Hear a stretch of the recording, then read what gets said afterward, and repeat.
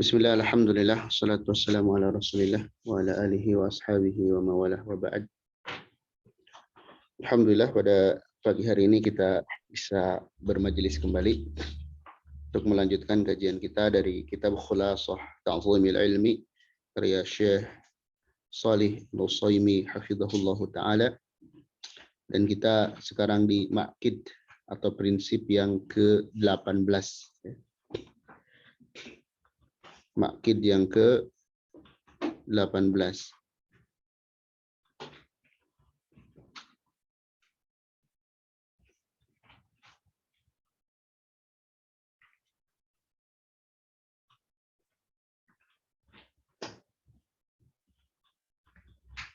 Tentang at-tahaffudhu fi mas'alatil alim.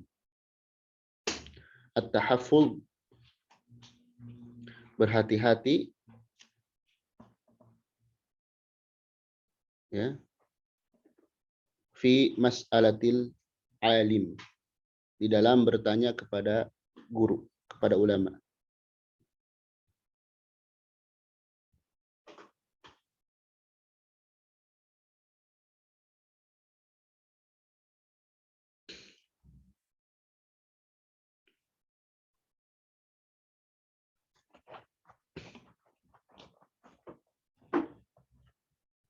Iya. Jadi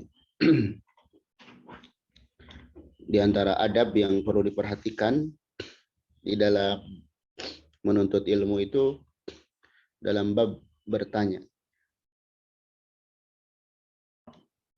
Pertanyaan itu disampaikan harus betul-betul dalam rangka ingin faham, ya. Karena tidak faham bukan untuk mengecek, mengetes seorang guru. Di dalam dunia ilmu ada beberapa jenis-jenis pertanyaan, ya, disebutkan oleh para ulama. Jenis-jenis pertanyaan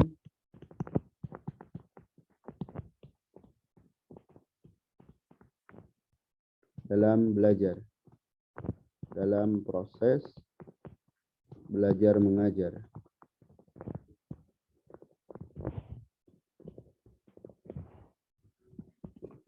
Pertama, pertanyaan dari murid kepada guru dalam rangka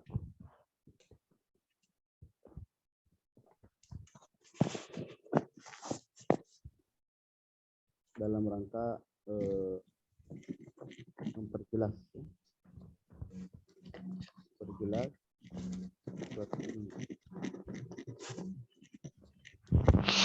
suatu ilmu atau minta fatwa.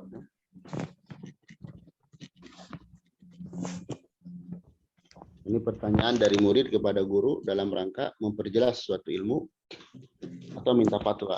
Nah, ini pada umumnya.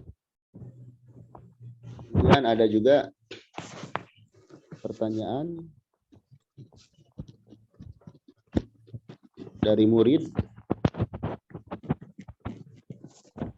kepada guru dengan maksud agar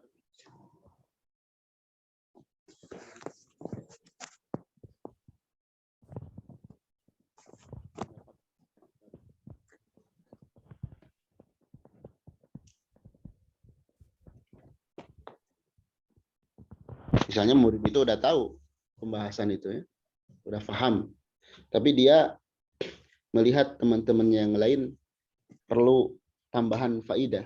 Akhirnya dia pancing gurunya untuk memberikan faidah tambahan agar murid-murid yang lain pun dapat faidah.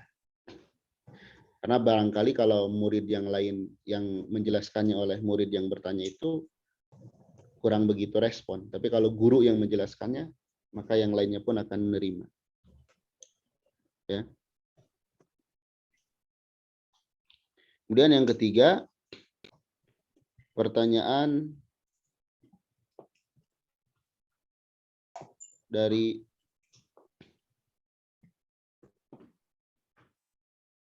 murid kepada guru dalam rangka ngetes guru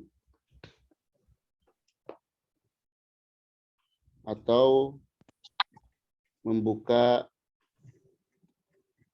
celah perdebatan.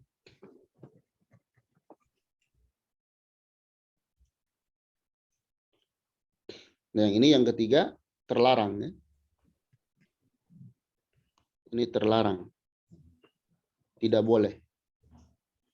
Seorang murid itu bertanya kepada guru dalam rangka ngetes gurunya atau membuka celah perdebatan. Ini terlarang. Adapun yang lainnya, lihat ke hukum asal dari bertanya itu membawa faidah. Di hukum asal dari pertanyaan itu membawa faidah. Kemudian yang keempat, pertanyaan dari guru kepada murid.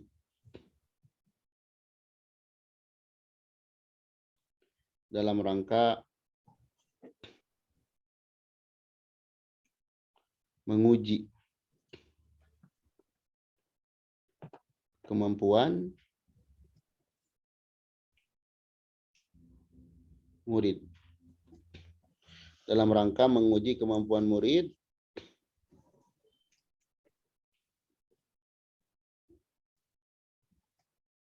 terhadap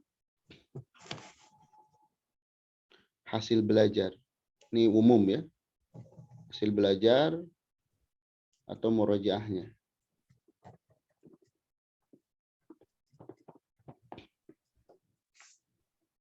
Kemudian yang kelima, pertanyaan dari guru kepada murid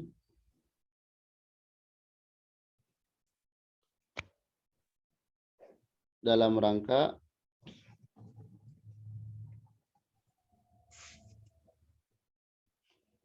memancing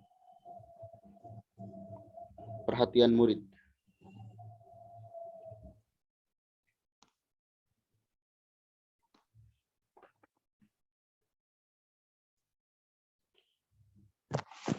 Dalam rangka memancing perhatian murid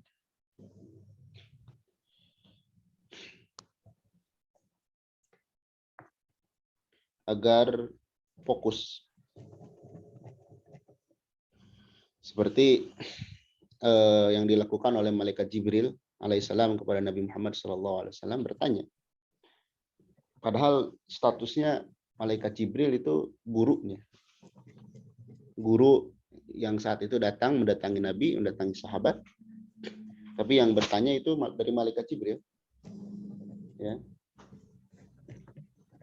Nah, ini namanya pertanyaan dari guru kepada murid dalam rangka memancing perhatian agar fokus. Agar fokus untuk menerima ilmu.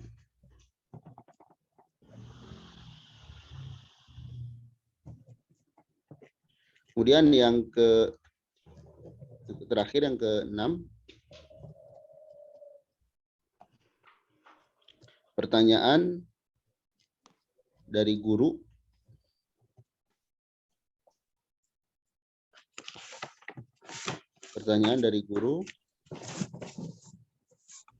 kepada murid yang kompeten untuk atau dalam rangka memuliakannya.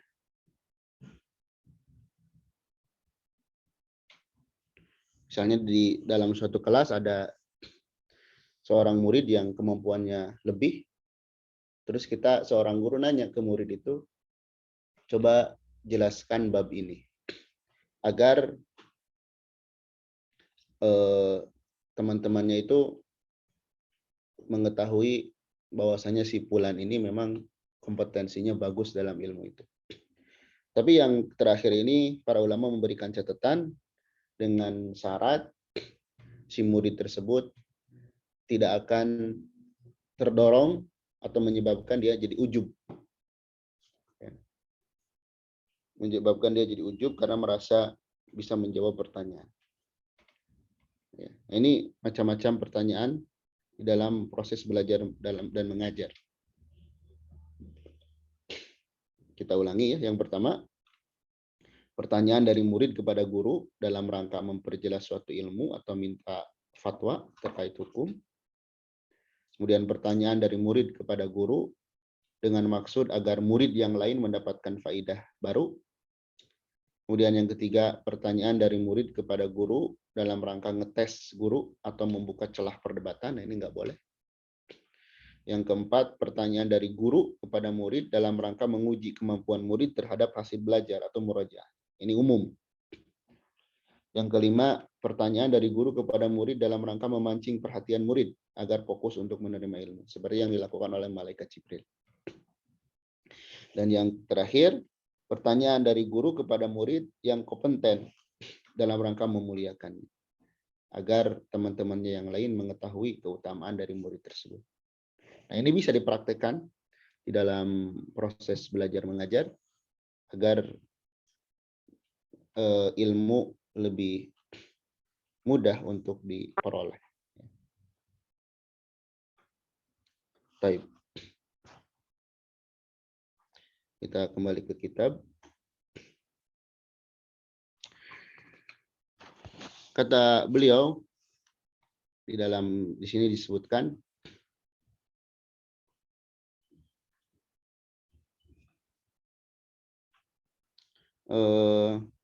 firaran min masailis syagbi.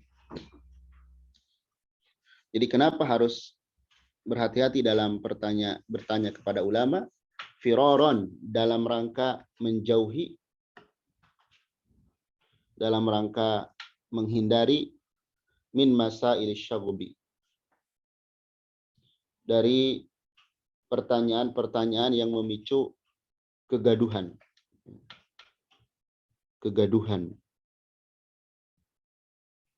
Ya. Jadi pertanyaan-pertanyaan yang akan memicu kegaduhan, keributan, nah itu jangan dipertanyakan. Atau kalaupun mau bertanya nanti di luar forum. Di luar forum. Wa hifdhan li haibatil alim. Dan dalam rangka penjagaan terhadap wibawa para ulama. Kadang kalau pertanyaan atau debat sudah muncul, tidak sedikit yang keluar itu bukan ilmiah, tapi caci maki. Ya, tapi caci maki, dan ini tidak layak dalam hal ilmu. Akhirnya nanti tersingkap kekurangan-kekurangan dari alim tersebut, dan namanya manusia punya kekurangan dan kelebihan, sehingga direndahkan oleh orang-orang lain, dan ini tidak layak dalam majelis. Fa inna minas su'ali ma yuradu bihi tashgibu wa iqadu al-fitnah wa isya'atul su.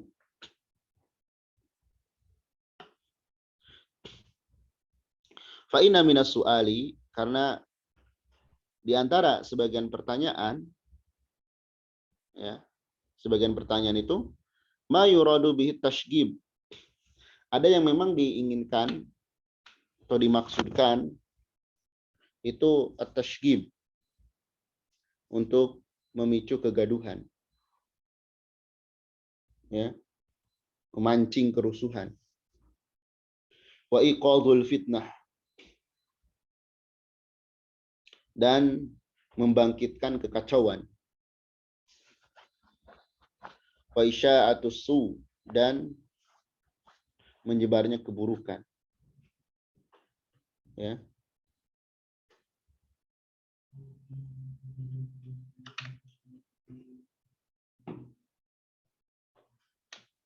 Jadi ada pertanyaan itu yang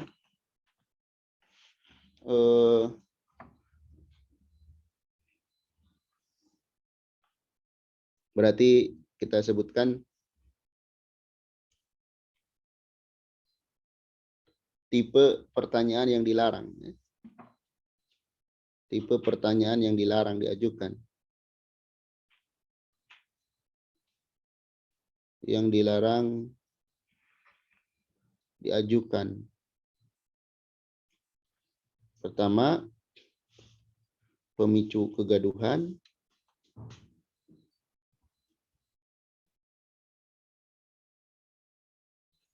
Kemudian pemicu kekacauan. Kemudian penyebar keburukan.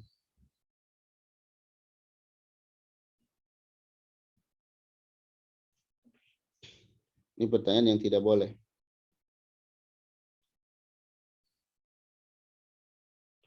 Misalnya apa? Seorang yang bertanya misalnya tentang bab-bab khilaf di tengah-tengah masyarakat, sementara masyarakat itu masih awam, masih belum terdidik, menyinggung hal-hal yang baru saja mereka mengenal dunia ilmu, kemudian ditanyakan hal-hal yang akan membuat gaduh. Ya. Jadi dakwah itu betul harus tegas. Ya. Yang halal kita katakan halal, yang haram kita katakan haram, yang syirik kita katakan syirik, yang tauhid kita katakan tauhid, yang sunnah kita katakan sunnah, yang bid'ah kita katakan bid'ah. Tapi itu ada tahapannya. Itu tahapannya, ada tahapannya. Kalaulah kita baru berdakwah kemudian tidak mencerminkan akhlak, langsung banyak vonis, nah ini kemungkinan akan terjadi seperti ini. Dan ini dakwah bukannya berpengaruh, malah akan sulit diterima atau akan kacau. Walaupun ya tujuan dari dakwah itu sendiri nggak mesti diterima, tapi ada tahapannya gitu. Kita harus tahu tahapannya itu seperti apa. Kemudian waman anasa minhul ulama hadhil masail,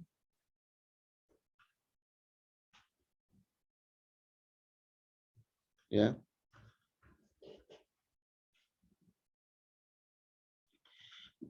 Dan apabila anasa merasakan minhu darinya al ulama, seorang ulama, para ulama, hadhil masaila, perkara-perkara ini.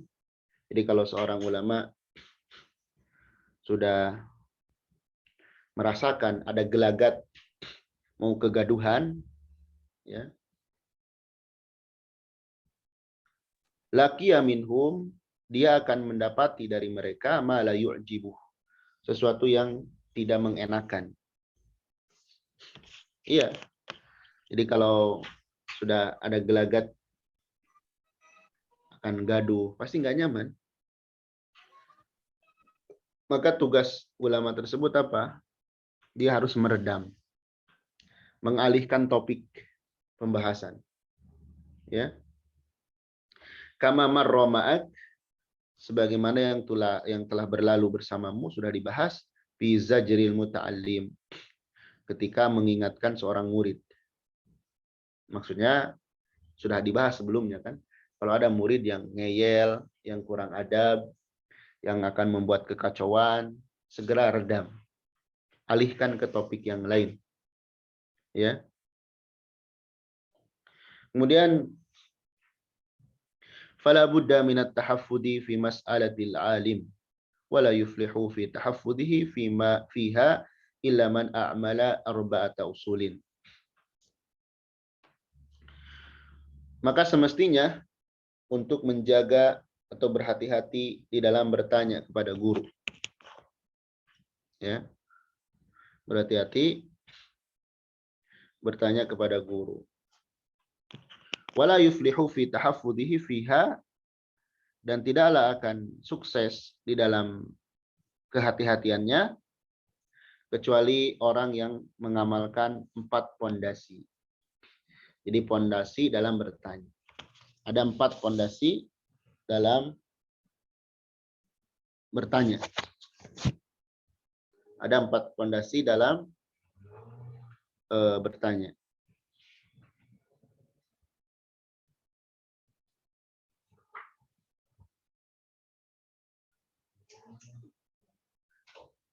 Ana izin dulu 5 menit ya. Umahat, mohon maaf.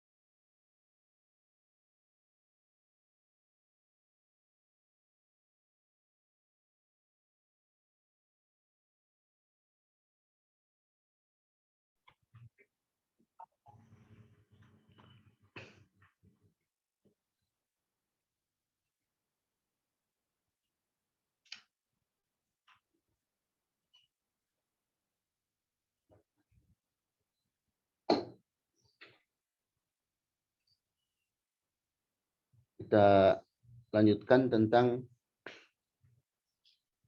4 pondasi di dalam bertanya.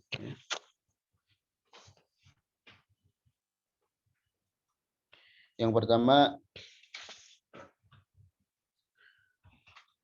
awaluha, yang pertama, al-fikru fi su'alihi limada yas'al. Berpikir terhadap alasan pertanyaannya. Kenapa dia harus bertanya? Berpikir kenapa harus bertanya? Ya. Jadi memikirkan sebab, alasan kenapa bertanya. Fayakunu qasduhu minas su'al at-tafaqquhu wat ta'allum. Maka hendaknya niat dia bertanya itu adalah tafaqquh, ya. Dalam rangka faham, agar paham, dan dalam rangka belajar. Jadi berpikir sebelum bertanya, kenapa bertanya? Berarti niat bertanya itu apa? Jadi niatnya itu harus dalam rangka ingin paham, misalnya tadi kurang paham, atau memang ingin menambah ilmu, ta'allum. La ta'annud wa tahakkum. Bukan dalam mencari-cari kesalahan dan bukan dalam rangka kesombongan. Mencari-cari kesalahan guru supaya kelihatan guru ini enggak kompeten. Atau sombong, dalam artian sombong itu dia nanti akan mendebat. Sehingga gurunya tersudutkan. Ya. Sehingga gurunya tersudutkan. Nah, itu jangan. Jadi berpikir kenapa bertanya. Dan hendaklah niatnya dari bertanya itu untuk faham dan mendapatkan ilmu. Ya. Faham dan mendapatkan ilmu. Bukan mencari-cari celah kesalahan atau sombong, mendebat guru itu. Fa inna man sa'a qasduhu fi su'alihi yuhramu barakatal ilmi wa yumna'u manfaatuhu.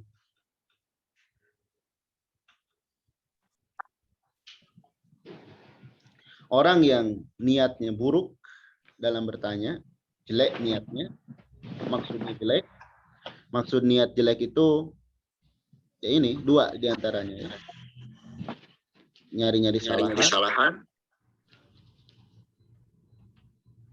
dan mendebat sombong.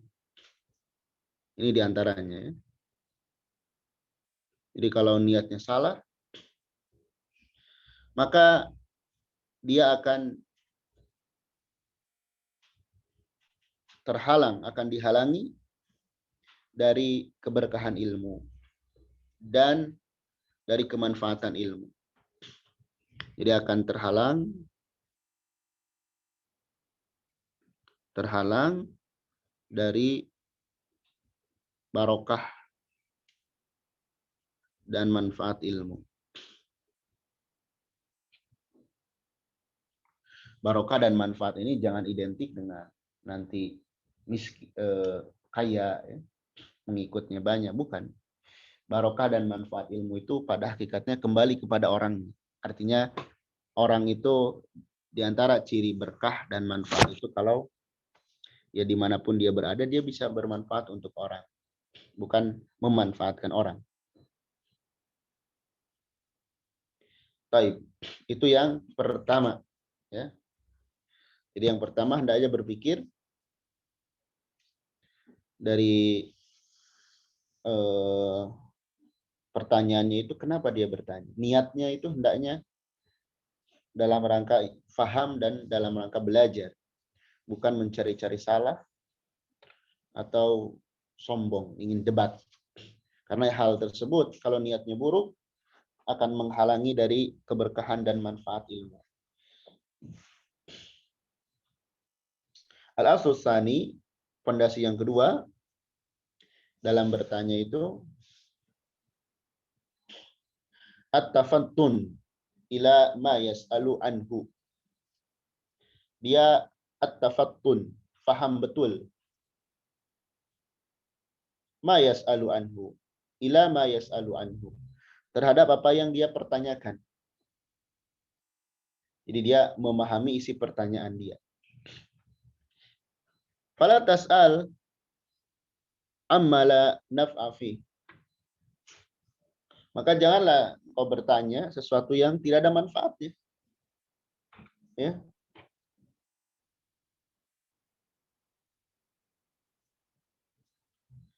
Jangan bertanya sesuatu yang tidak ada manfaatnya.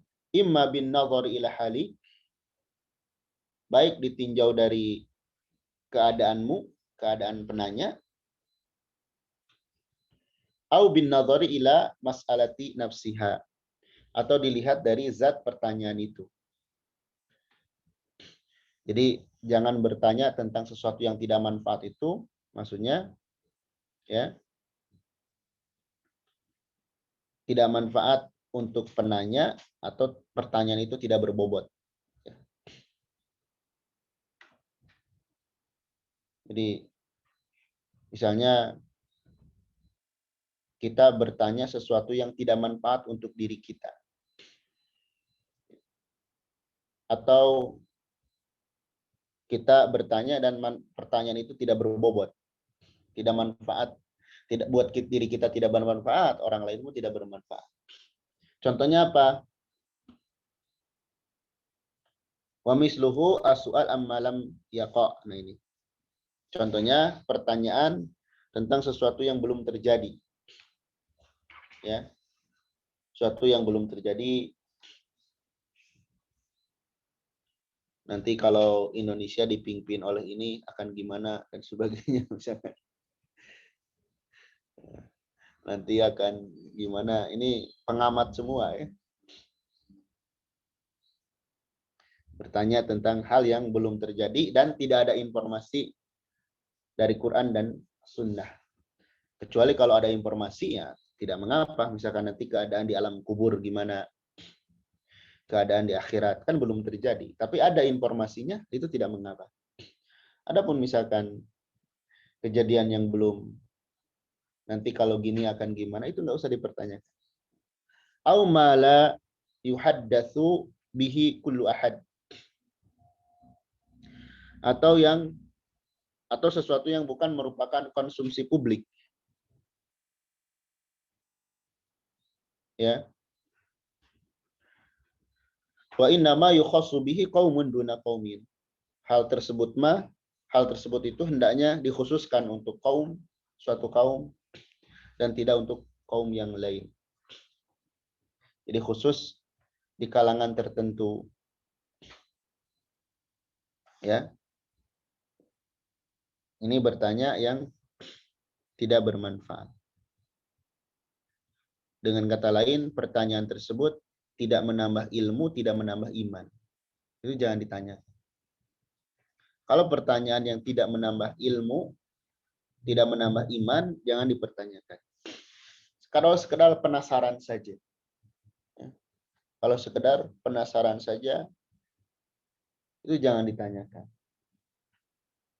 Terutama hal-hal yang sifatnya goib. Nanti keadaan di akhirat, keadaan di surga dan di neraka. Ya. Yang tidak ada informasinya sudah kita imani saja. Kadang ada orang tuh yang bertanya itu hanya penasaran. Nanya, gimana ini hukumnya? Pas udah dijawab, tidak jadi ilmu, tidak nambah iman untuk dia. Dia sekedar respon, oh gitu ya. Udah titik. Ini menunjukkan pertanyaan itu nggak berbobot, nggak ada manfaat. Jadi yang kedua, kita harus paham isi pertanyaan. Kalau sekedar kita penasaran saja, ya, ada rasa penasaran. Sekarang kan canggih, nggak bisa lewat Google atau nanya di luar forum, karena khawatir memicu kegaduhan. dan membuang-buang waktu. Mestinya ada orang lain yang bertanya yang lebih bermanfaat, kita ambil waktunya untuk pertanyaan yang tidak bermanfaat. Baik, itu yang kedua. Kemudian yang ketiga, al-intibahu ila salahiyati hali syekh lil ijabati an su'alihi. Mempertimbangkan kesiapan atau situasi dan kondisi guru untuk menjawab pertanyaan. Ya. Jadi perhatikan kesiapan guru. Ya. Layak gak? Atau pas gak nih sikon? Perhatikan sikon. Pas gak ini guru untuk ditanya? Fala yas'aluhu fi halin tamna'u. Maka janganlah seorang itu bertanya kepada guru dalam keadaan yang guru tersebut tidak bisa menjawabnya. Apa misalnya mahmuman, sedang sedih. Ya. Guru itu sedang sedih. Namanya manusia. Guru juga manusia. Kadang ada kondisi-kondisi dia tertimpa hal yang tidak mengenakan. Dia sedang sedih. Atau ini bisa menjadi bahan husnudzon kita. Kita bertanya, guru tidak menjawab. Misal, oh ternyata ya, barangkali guru tersebut sedang sedih, ya, sedang banyak pikiran. Kita jangan suudzon. Kita misalnya baik bertanya langsung atau melalui media, kita nanya ke guru, kok guru saya nggak jawab deh. Kita jangan suudzon. Bisa jadi ya guru kita sedang dalam kondisi yang memang sedang terkuras pikirannya. Ya. Sedang sedih, au mutafakkiran, atau sedang konsentrasi. Banyak pikiran. Konsentrasi dengan perkara yang lain. Kita juga jangan merasa guru saya lebih mentingin orang lain. Enggak. Ini bisa jadi sedang seperti itu. Dan ini pelajaran juga terkhusus bagi, ini kan ummahat semua ya. Di sini kalau di antara ummahat yang hadir, kalau memiliki suami seorang guru di sekolah atau seorang ustadz, seorang dai, nah itu kadang kondisi-kondisi seorang pengajar, baik dia pengajar di sekolah atau seorang dai, kadang pikirannya itu berbeda dengan manusia pada umumnya. Ya. Banyak perkara yang dipikirkan. Jadi kalau seorang perempuan yang Allah takdirkan menjadi pasangan seorang pengajar, itu harus pandai-pandai melihat kondisi. Ya. Jangan sampai kita menambah beban bagi pasangan kita. Karena kita tidak tahu kondisi. Ya. Dan tidak semua mungkin barangkali hal yang sedang dialami harus diceritakan segera. Kadang perlu waktu untuk berpikir dan sebagainya. Nah itu harus paham bagi para ummahat yang berposisi suaminya sebagai pengajar atau seorang dai. Iya. Jadi jangan bertanya ketika kita tahu guru kita sedang sedih, sedang konsentrasi banyak pikiran, au masyian fi tariqin, atau sedang berjalan di jalan. Ya. Sedang berjalan misalkan. Au raqiban sayyaratahu, atau sedang menunggangi mobilnya. Jangan-jangan dia sedang buru-buru ya. Macam-macam lah, buru-buru mau jadwal atau ada hajat yang dia harus segera tunaikan. Dan seorang guru kadang merasa, aduh ini ada yang bertanya nih, kasihan, ada rasa kasihan kalau tidak dijawab. Tapi gimana kondisi lagi seperti ini? Maka kita yang harus memposisikan diri, ya. Harus memposisikan diri. Atau kalau kita berposisi sebagai guru, ya kita langsung mengambil sikap, mohon maaf, saya buru-buru. Boleh kita mengatakan seperti itu. Ya. Bal yatahayyanu thiba nafsihi. Akan tetapi hendaklah ya seorang penanya itu menunggu sabar sampai keadaan guru tersebut ya sudah nyaman, jiwanya sudah siap, ya sudah siap untuk menjawab. Jadi di sini dikatakan memilih waktu, ya, agar ketika menjawab itu pas. Ya, Anda mengalami perkara-perkara seperti ini. Ya. Ada seorang yang bertanya, kemudian perlu segera jawaban, sementara kondisi sedang misalkan menyetir di motor atau sedang mengajar dan yang lainnya. Terus kita jangan kemudian memaksa lagi. Gimana dong Ustadz? Nah, itu nggak adab namanya. Kita nggak tahu kan guru kita sedang, ya jangankan seperti itu ya, guru kita sedang di hadapan kita saja, kalau tidak memungkinkan untuk menjawab akan sulit untuk menjawab. Karena manusia itu, kesibukan manusia itu ada dua kan, ima fisiknya, ima pikirannya. Ya. Kita bisa jadi melihat orang itu sibuk secara fisik, tapi pikirannya tenang. Ada juga secara fisik dia diam, tapi pikirannya sedang bekerja keras gitu ya, mencari solusi dan sebagainya. Itu yang ketiga. Kemudian yang keempat,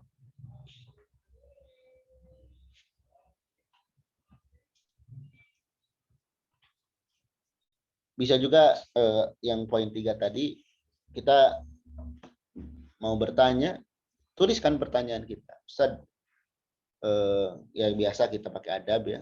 Assalamualaikum misalkan. Ustaz izin bertanya, langsung tuangkan pertanyaan. Pertanyaannya bla bla bla bla bla bla. Ustaz silakan jawab di waktu luang Ustaz. Udah. Auqatal hasanah itu waktu luang, waktu yang baik. Apalagi memang permasalahan itu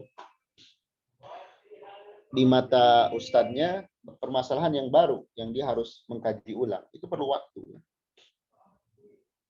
Pernah di dalam beberapa riwayat Al-Imam Asy-Syafi'i pernah ditanya tentang suatu hukum, maka beliau minta waktu 3 hari untuk mengkaji permasalahan itu. Kata para ulama yang lain, selama 3 hari itu beliau buka Al-Quran dari awal sampai akhir untuk mencari jawabannya. Kalau ada jawaban dari Al-Quran, beliau jawab. Kalau tidak ada, beliau minta tempo waktu lagi untuk melihat dari hadis. Iya. Kemudian yang keempat, al-aslu rabi, tayaqqudus sa'il ila kaifiyatis su'ali. Memperhatikan kepada cara bertanya. Diperhatikan cara bertanya. Ya. Memperhatikan cara bertanya. Biikhrajihi fi suratin hasanin muta'addibatin. Dengan mengajukan pertanyaan tersebut dalam bentuk yang bagus, yang beradab. Diperhatikan cara bertanyanya. Artinya bertanya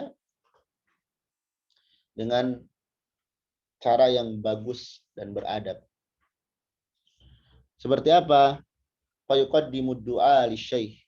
Maka dia mendahulukan doa untuk guru. Seperti apa? Ahsanallahu ilaikum. Atau doa yang lainnya. Semoga Allah menjaga ustaz dan keluarga. Doa dulu. Ya. Wa yubajjilahu fi khitabi. Dan dia sopan kepada guru tersebut di dalam pertanyaannya dengan bahasa-bahasa yang santun, ya. Dengan bahasa-bahasa yang santun.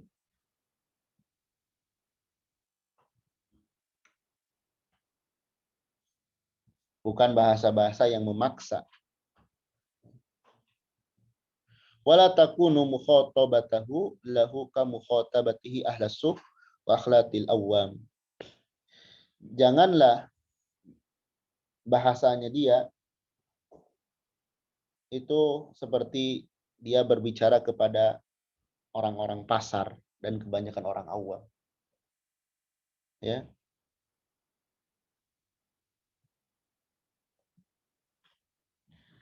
Dia nanya seperti kepada orang umum gitu ya.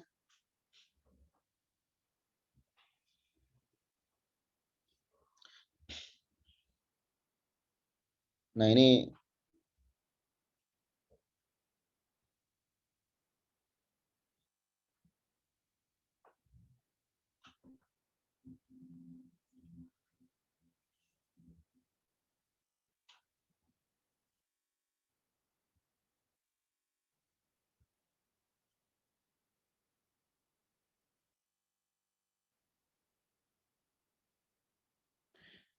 dan di sini ada tambahan faidah.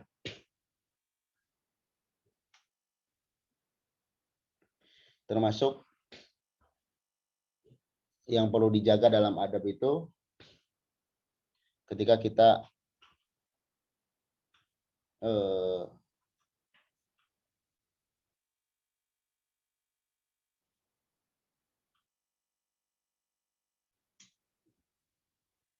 mau memulai belajar kepada seorang guru. Kita ucapkan ahsanallahu ilaik. Kita mau minta izin bertanya, siap gak guru kita menerima kita sebagai murid. Itu sama. Kita ucapkan ini. Ahsanallahu ilaik, ana urid bla bla bla bla. Kalau di sini kisah orang yang baca kitab tidak dibaca muqaddimah, dan ini kurang adab. Ya. Karena di muqaddimah itu ada pesan-pesan yang umum dari isi buku itu.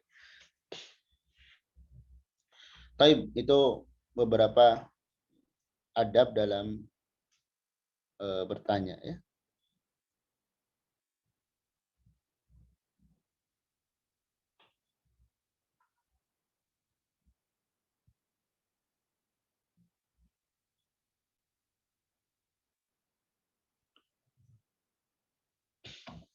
Kita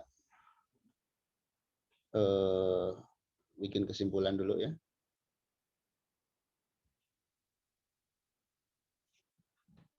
Tadi sudah kita tuliskan tentang jenis-jenis pertanyaan dalam proses belajar mengajar. Kemudian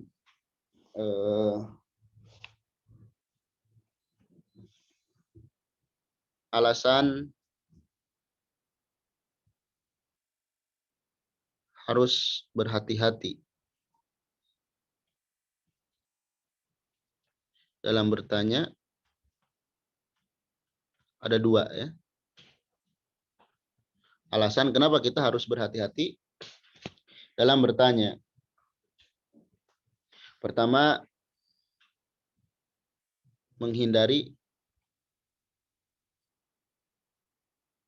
kegaduhan. Yang kedua, menjaga wibawa ulama. Baik. Itu alasan harus berhati-hati dalam bertanya. Kemudian tadi sudah kita bahas, ya, kita tulis lagi tipe-tipe pertanyaan yang tidak layak diajukan. Tadi sudah kita sebutkan ya, ada 3.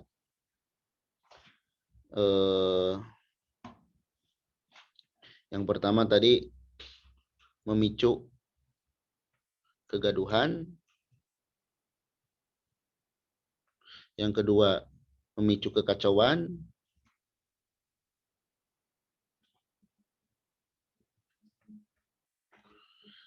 yang ketiga menyebarkan keburukan.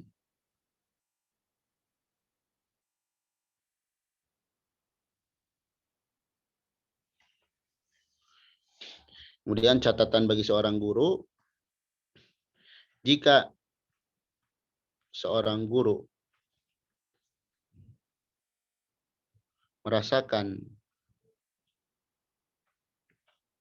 akan terjadinya seperti itu, akan terjadinya kegaduhan, maka segeralah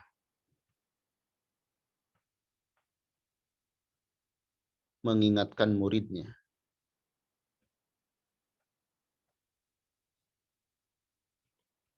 Mengingatkan muridnya dan berpindah topik.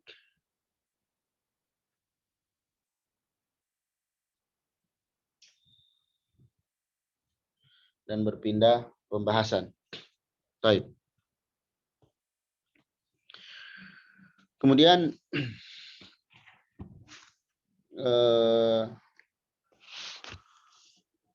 ada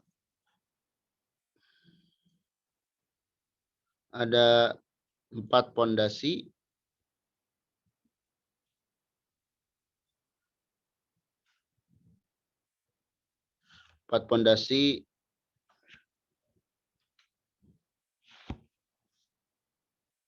yang harus diperhatikan sebelum bertanya.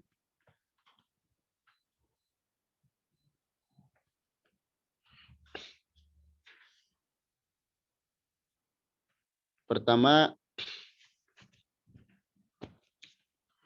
memikirkan alasan. Ya. Pikirkan alasan atau sebab kenapa bertanya.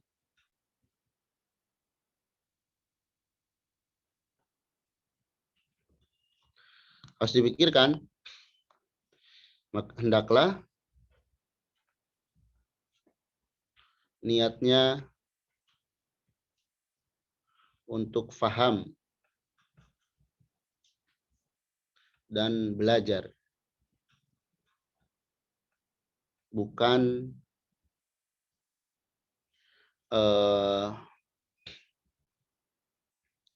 mencari-cari kesalahan,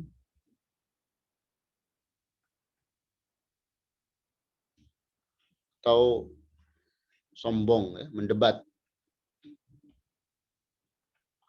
Orang yang niatnya salah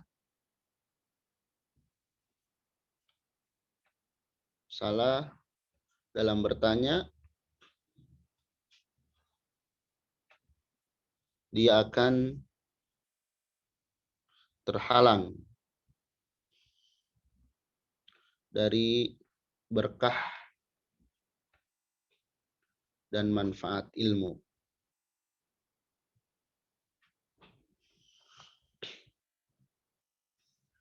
Baik, itu yang pertama.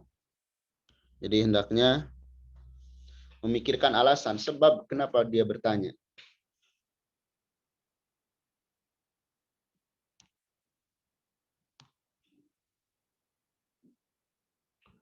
Kemudian yang kedua, memahami isi pertanyaan.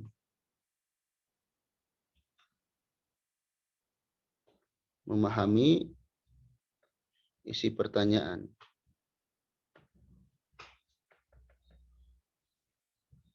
Ya.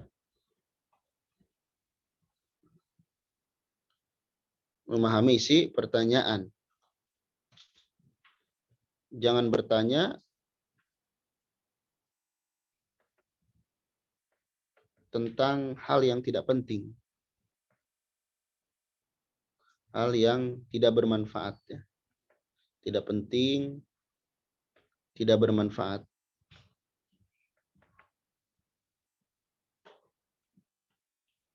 Baik bagi diri penanya maupun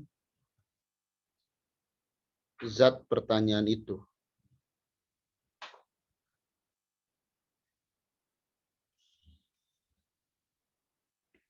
Ya. Seperti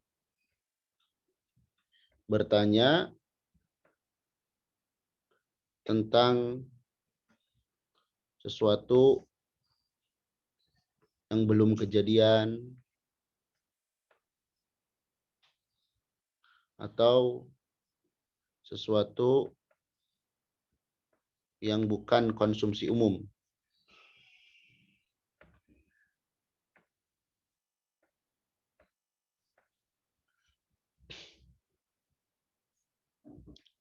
Baik, itu yang kedua.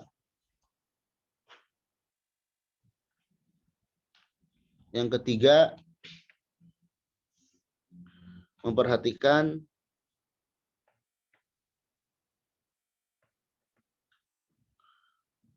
sikon guru atau sikon ulama, ya. Sikon ulama.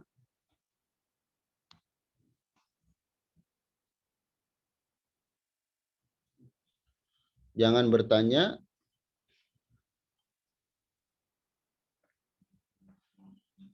dalam keadaan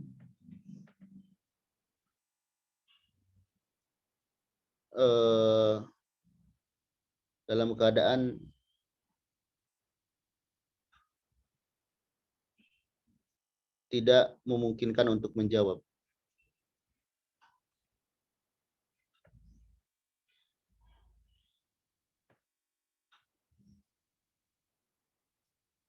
Seperti sedih, ya. Kemudian konsentrasi,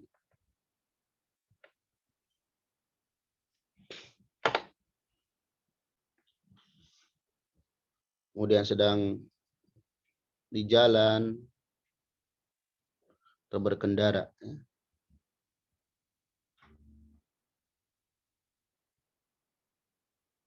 Hendaklah sabar. Sabar menanti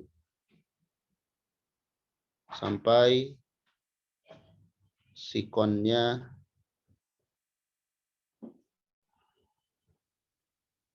pas, ya. Kemudian yang terakhir, yang keempat, memperhatikan cara bertanya.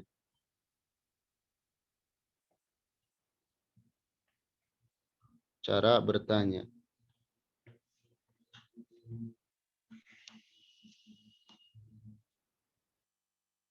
Bertanyalah dengan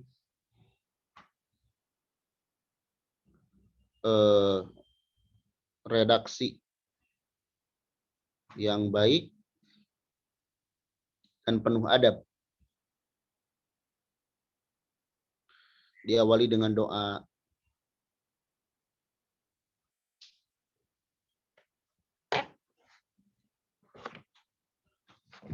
Tidak seperti berbicara kepada penduduk pasar. Maksudnya kasar, ya.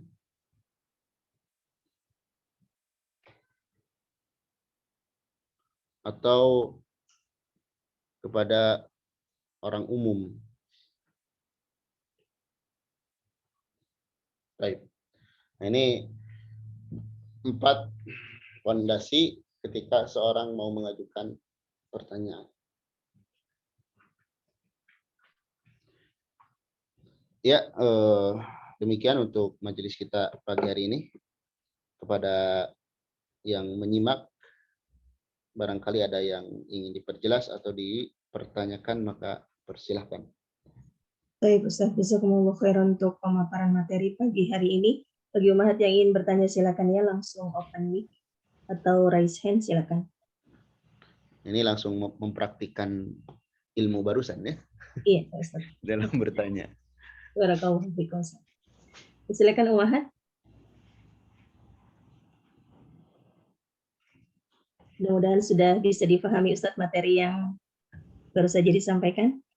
Sepertinya tidak ada yang ingin ditanyakan ya Umahat ya. Baik Ustaz, nampaknya kita cukupkan untuk hari ini Ustaz. Baik. Kemudian mungkin ada tambahan lagi ya. Silakan Di Ustaz. antara bertanya juga, kita niat bertanya itu ingin mencari kebenaran, bukan mencari pembenaran. Ada sebagian orang yang bertanya itu, dia hanya mencari dalih, bukan mencari dalil. Dia tahu sebetulnya jawaban hal itu tuh boleh atau tidak, tapi dia ingin ada pendukung. Dia nanya ke ustadz ini, ke ustadz ini, ke ustadz. Dia tanya ke berbagai macam ustadz demi mendapatkan jawaban yang dia inginkan. Nah, ini tidak layak seperti itu. Kalau kita seorang muslim yang baik, ketika bertanya dan itu memang jawaban yang sesungguhnya, ya kita terima. Seperti seorang yang sakit bertanya resep kepada dokter, ya dokter ngasih resep apapun. Kalau memang kita percayai, ya udah kita terima. Dan murid itu atau penanya itu jangan baper dengan jawaban. Jangan mudah sakit hati dengan jawaban yang diberikan. Karena misalnya jawaban itu singkat dan sebagainya. Kita kalau lihat ya, beberapa pertanyaan atau program tanya jawab di media-media dengan para ulama, kadang jawabannya itu singkat. Jawabannya itu antara iya atau tidak, boleh atau tidak. Tidak mengapa. Jawabannya kadang sesingkat itu. Tapi itu paling perlu barangkali di kondisi seperti itu. Dan juga bagi kita agar terus belajar, karena dengan terus belajar, segala kebingungan, pertanyaan-pertanyaan yang ada di benak kita terkait suatu hukum dan sebagainya, itu akan dengan secara otomatis Allah berikan jawabannya melalui pintu belajar. Jadi belajar itu akan menjawab semua pertanyaan, dan pertanyaan itu bagian dari cara belajar. Demikian, semoga yang sedikit bermanfaat. Wassallallahu ala Nabi Muhammad. Subhanakallahumma bihamdik. Asyhadu an la ilaha illa anta astaghfiruka wa atubu ilaik. Walhamdulillahirabbil alamin.